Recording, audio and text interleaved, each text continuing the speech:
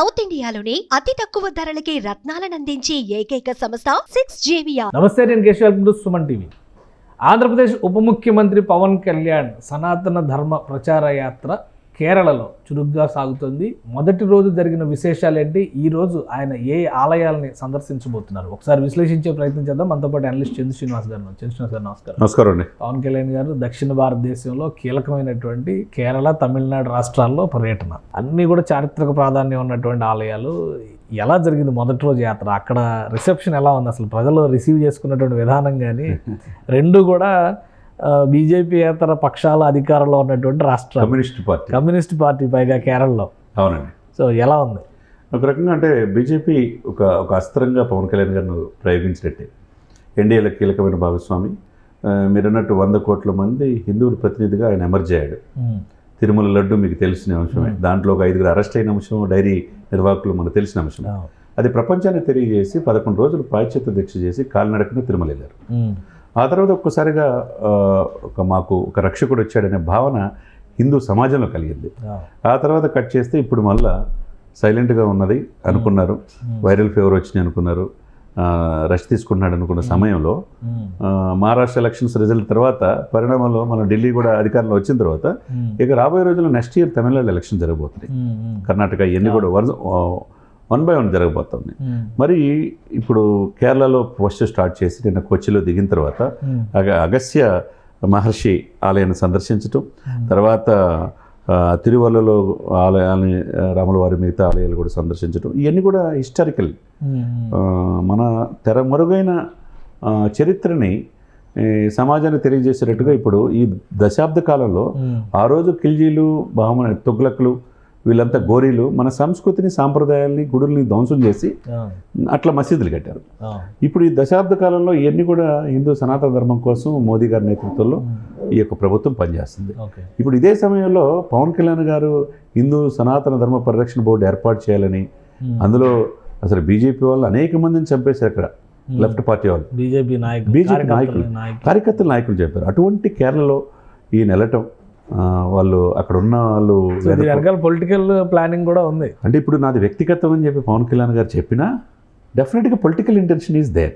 ఎందుకంటే తమిళనాడులో కావచ్చు, కేరళలో కావచ్చు, ఆ తర్వాత కర్ణాటకలో కావచ్చు ఎలక్షన్ జరగబోతుంది. జరిగేటప్పుడు హిందువులకు కూడా మేము ఉన్నామనే భరోసా ఒక వ్యక్తి ద్వారా కావాలి.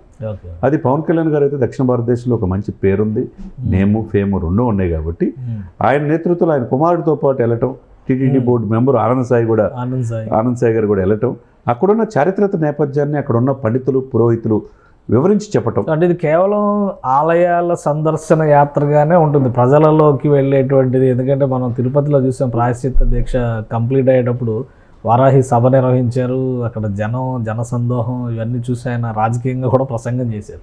ఇక్కడ ఏమి ప్రసంగాలు ఉండవా? కేవలం ఇక్కడ ఆలయాలకి సంబంధించిన ఆధ్యాత్మిక యాత్రగానే దీన్ని ఆలయాలకు సంబంధించిన చూడాలండి. నిన్న జరిగిన అది 3 గుడులు అన్ని కూడా చక్కగా తీసుకున్నాడు. ఈరోజు అనంత పద్మనాభ స్వామి టెంపుల్, చారిత్రాత్మక సంపద. పద్మనాభ స్వామి టెంపుల్ అంటే మోస్ట్ కాంట్రవర్షియల్.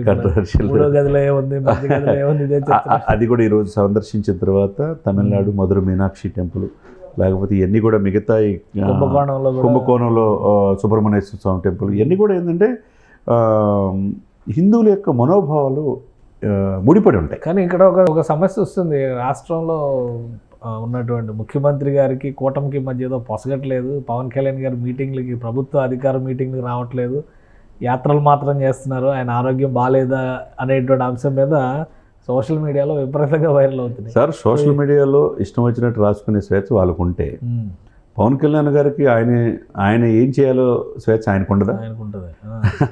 అంతే కదా సార్, ఎవరి స్వేచ్ఛ వాళ్ళది. ఆయన అండర్స్టాండింగ్తోనే వెళ్తున్నారు. చాలా సిస్టమేటిక్ అండర్స్టాండింగ్తో నేను నా సంస్కృతిని కాపాడుకోవడానికి నేను వెళ్ళాలి అని చెప్పి తప్పేం కాదు కదా. కేరళలో ఈ దేశంలో ప్రతి పౌరుడికి, మీకైనా నాకైనా, పవన్ కళ్యాణ్ గారికి హక్కు ఉంది. యాజ్ ఎ డిప్యూటీ సీఎం కదా, ఈ కూటమిలో ఉన్నాడు కదా, ఎందుకు వెళ్ళాలనేది లేదు, ఎవరు ప్రశ్నించకూడదు. అంటే అధికారిక కార్యకలాపాలకు రాకుండా వ్యక్తిగత పర్యటనలకు వెళ్తున్నారు అనే దాని మీద కదా ఇప్పుడు జరుగుతుంది. 6 మాసాలు అహోరాత్రులు నిద్ర లేకుండా ఆరోగ్యాన్ని పనంగా పెట్టి, అంతకుముందు 1 year ప్రజల్లో క్షేత్రంలోకి వెళ్ళి తన ఆరోగ్యాన్ని పాడు చేసుకున్నాడు సార్ ఆంధ్రప్రదేశ్ ప్రజల కోసం. తనకంటూ ఉండదా వరాహయాత్ర చేసి కొంత ప్రశాంతత కోసం ప్రశాంతత కోసం వెళ్ళాలని ఉండదా? ఆయన కూడా నిన్న మీడియాలో నేషనల్ మీడియాలో మాట్లాడుతూ ఇది పూర్తి నా వ్యక్తిగత పర్యటన అని చెప్పేసి ఆయన చెప్పాడు. ఆయనతో పాటు ఆయన కుమారుడు వెళ్ళాడు. ఆయన కూడా నెక్స్ట్ జనరేషన్ మన తెరమెరుగైన చరిత్రను తెలుసుకోవాలనే కదా, వాళ్ళకి అలవాటు చేయాలి కదండి. తన బిడ్డలకు కూడా తన TTD board member Anand Sai గారు కూడా వెళ్ళారు. అంతేనా మరి మోడీ గారు ఎజెండా ఇచ్చారు, మోడీ గారు ఎజెండా ప్రకారం కళ్యాణ్ గారు వెళ్తున్నారు అని చెప్పి ఒక చర్చ ఉంది. ఇప్పుడు ఉండొచ్చు, ఎవరు భావాలయ్యి ఎవరు ఆలోచనలు వాళ్ళు ఉన్నాయి.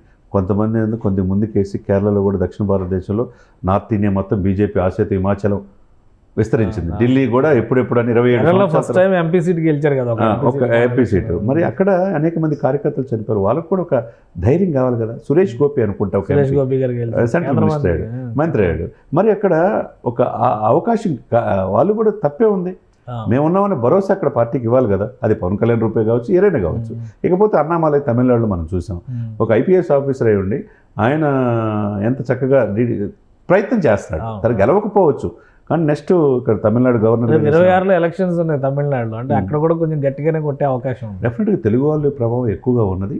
అనేక మంది వెళ్ళి మైగ్రేట్ అయ్యి అక్కడే ఉండిపోయి ఆ జీవనంలో భాగమైపోయారు.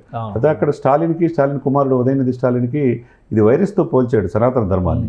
అది కొద్దిగా కోపంగానే ఉంది. ఒకవైపు ఏమో విజయేమో ఒక పార్టీ పెట్టాడు, ఒకవైపు బీజేపీ ముందుకెళ్లాలని ఉంది. ఇదే సమయంలో ఈయన యొక్క యాత్ర కూడా కలిసి వచ్చే అవకాశం ఎన్డీఏ కూటమికి స్పష్టంగా కనపడుతుంది. కాబట్టి ఇది ఇంతటితో ఆకుండా మీరు అన్నట్టు 3 రోజులు 11 దేవాలయాలు, చారిత్రాత్మకమైన దేవాలయాలు ఆయన తిరగటం మనం చూసిన అంశమే. ఆయన ఎందుకంటే వారాహయాత్ర చేసిన లేకపోతే మనం ఎవరు తెలియనిది ఆయన 11 రోజులు ప్రాయశ్చిత్త దీక్ష వెంకటేశ్వర స్వామి దగ్గరికి వెళ్ళి కాలినడకకి వెళ్ళాడు సార్. అది ప్రపంచానికి తిరుమల లడ్డు అపవిత్రమైంది తెలిసింది. సిబిఐ అదే కదా ఇప్పుడు బయటపెట్టింది. కానీ సిబిఐ కల్తీ అవ్వలేదని చెప్తున్నారు. కానీ పవన్ కళ్యాణ్ చంద్రబాబు నాయుడు మనసులో కల్తీ అయినాయి అని చెప్పి వైసీపీ ఏదైనా కానీ దీనికి కారణమైన వ్యక్తులను అరెస్ట్ చేశారు కదా. ఇదే సమయంలో ఎక్కడ తప్పు జరిగితే 6 తిరుమలలో తొక్కిసలాట చనిపోతే క్షమాపణ ఆయన స్వయంగా కోరాడు కదా ప్రభుత్వం తరఫున. దాన్ని విశాల దృక్పథం అంటారు.